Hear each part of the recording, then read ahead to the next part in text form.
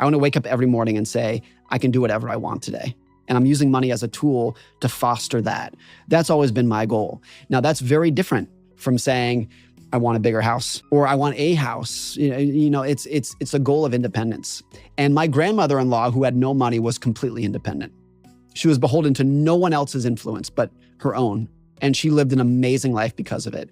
There are billionaires, there are decabillionaires out there who are completely beholden to the opinions and the influence of other people. And so there are a lot of people for whom money is a financial asset, but it's a psychological liability. It completely controls their identity and who they are. And there's other people who actually don't have that much money.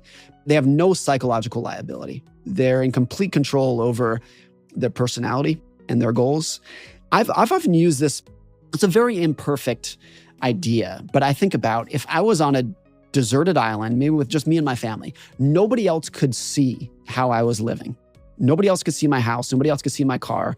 It's completely invisible to everybody else. What kind of lifestyle would I live? If nobody else was watching, what kind of lifestyle would I choose to live?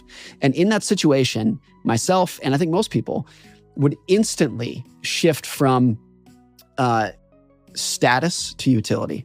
I have no interest in status if nobody can watch it. I have interest in utility. And so the kind of house that I would want to live in, the kind of car that I would drive, would instantly shift from what are other people impressed by towards what is actually going to foster a good life for myself and my family. And they're very different things. You could make $100 million a year and feel like you're falling behind if you're chasing other people. There's a great quote from the comedian Jimmy Carr where he says, everybody is jealous of what you've got. Nobody is jealous of how you got it.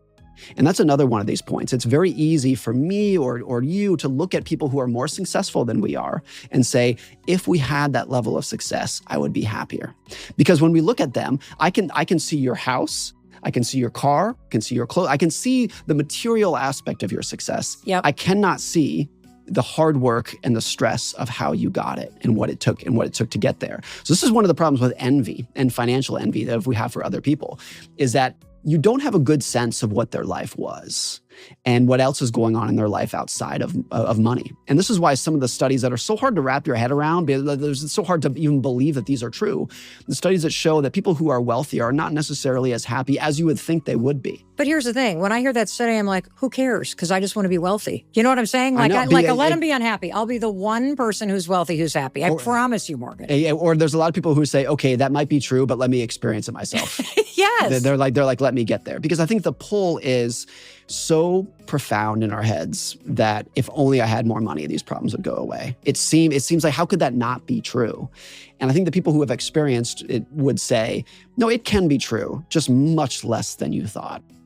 As a financial expert with more than 2 decades of experience of research and writing and teaching this topic, what's the number one thing that keeps people broke? It's this overwhelming sense of keeping up with other people. And this overwhelming sense of other people have more than I do, and they're doing better than I am, and they're happier than I am. And that treadmill has no end.